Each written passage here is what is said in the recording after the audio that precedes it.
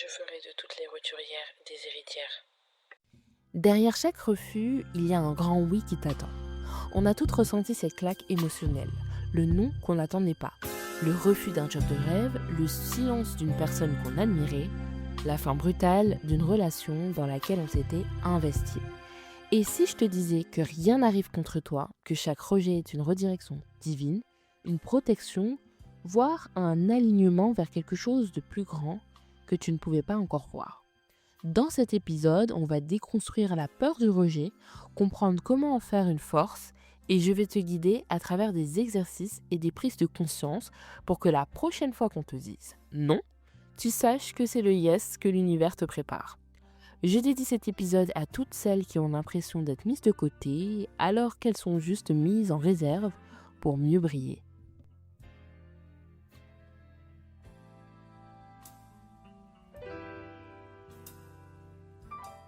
Le rejet, c'est un miroir. Il reflète ce que tu dois renforcer en toi.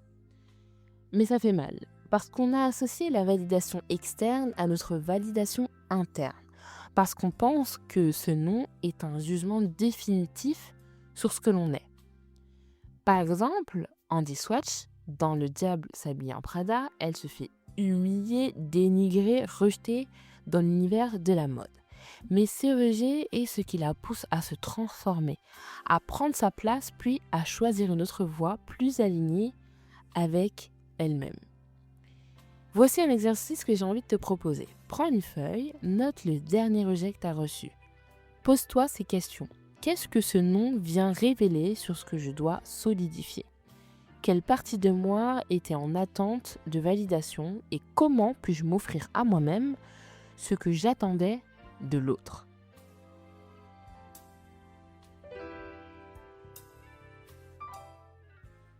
Il faut comprendre que le rejet est une protection déguisée.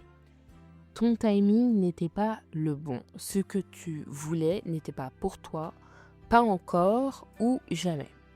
Par exemple, dans l'une de mes séries préférées, Issa dans Insecure, elle galère, elle se prend des murs et pourtant, chaque porte fermée la pousse à devenir entrepreneur dans sa propre vie. Le rejet l'a redirigée vers sa puissance personnelle.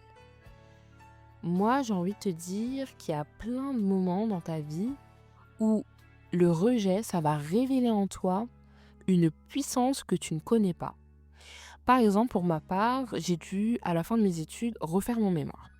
Je me suis retrouvée à refaire un mémoire et à ne pas avoir de job. Mais j'ai eu l'idée de demander à mon école si c'était possible de réaliser des stages et j'ai fait les 2 meilleurs stages de ma carrière, notamment un stage chez Givenchy et un stage chez Balmain.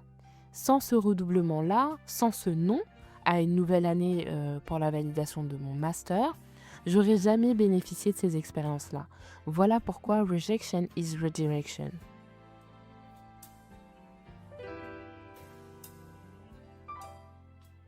Rejection is redirection parce que tu es recalibré vers ta véritable mission. Ce que tu perds aujourd'hui, c'est ce que tu dois transcender pour t'élever. Un rejet amoureux, peut-être que tu dois te choisir pleinement avant d'être choisi ou de t'investir sur quelqu'un. Un rejet professionnel, peut-être que ton potentiel est trop grand pour cet espace limité et que tu dois évoluer dans un domaine que toi-même que tu vas créer et t'offrir une plateforme à toi. Un rejet social, ça signifie peut-être tout simplement que ton énergie est trop précieuse pour ce cercle. On a tendance parfois à investir beaucoup d'énergie dans des choses qu'on pense vouloir mais qui finalement ne sont pas vraiment destinées à nous faire évoluer. Donc il faut que tu sois dans une position où tu fais travailler ta boussole intérieure.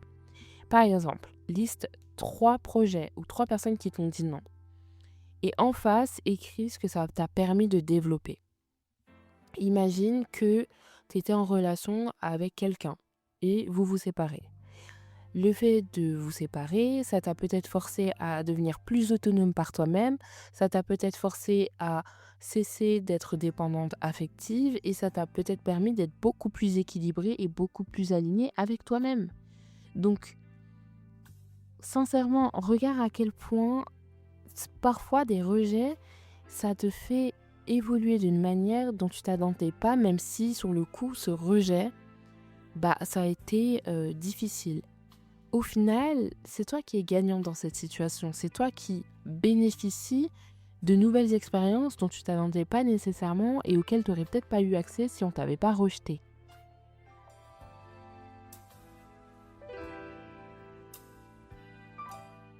Voici 3 moyens de rebondir. Je vais te proposer 3 stratégies pour passer au-dessus d'un non. Déjà, intègre que c'est pas personnel. Ce non, il parle souvent plus d'eux que de toi. Peut-être qu'ils n'étaient pas prêts pour ton énergie, peut-être que leur monde était trop petit pour tes ambitions. C'est un truc bête, mais par exemple, j'ai dû à un moment donné dans ma carrière professionnelle demander plus d'argent. Mais j'étais dans une position déjà où si je demande et qu'on me répond oui, tant mieux pour moi. Et si c'est non, je prendrai l'argent qu'on me donne et c'est tout. Et c'est comme ça. Si tu es déjà dans une position où tu comprends que le non, il n'est pas nécessairement personnel, tu vas beaucoup plus loin et ça te fait économiser beaucoup d'énergie. Tu peux aussi transformer l'énergie du rejet en une essence créative. Le meilleur exemple, Taylor Swift. Elle a utilisé toutes ces histoires de cœur, ces rejets, pour créer ses meilleurs albums. Donc tu peux toi aussi t'inspirer et créer à partir de ce que tu ressens. Et enfin, il faut que tu sois dans une position où tu te focalises sur l'abondance et non la pénurie. Chaque non, c'est une invitation à ouvrir d'autres portes. N'hésite pas à méditer. Si on m'a dit mieux, c'est que il y a quelque chose de mieux qui t'attend.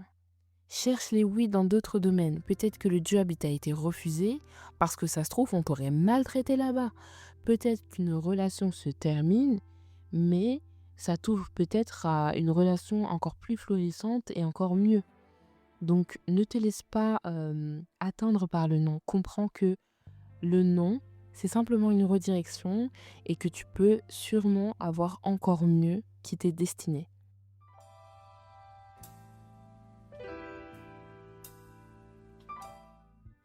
Le rejet, c'est Dieu qui t'aime assez pour ne pas te laisser t'égarer. Ce qui est pour toi sera pour toi. Quand tu te ressens rejeté, rappelle-toi que tu es protégé, pas abandonné, tu es redirigé, pas écarté, tu es préparé, pas puni. Quel non récent peux-tu reconsidérer comme une opportunité de redirection? Dis-le-moi en commentaire ou écris-le dans ton journal. Si cet épisode t'a parlé, partage-le avec une amie qui a douté ou qui est blessée par un non. Et rappelle-lui que c'est simplement une redirection divine. Et souviens-toi, tu es l'héritière d'une destinée plus grande que tous les refus du monde. Prends soin de toi et à très vite sur l'héritière.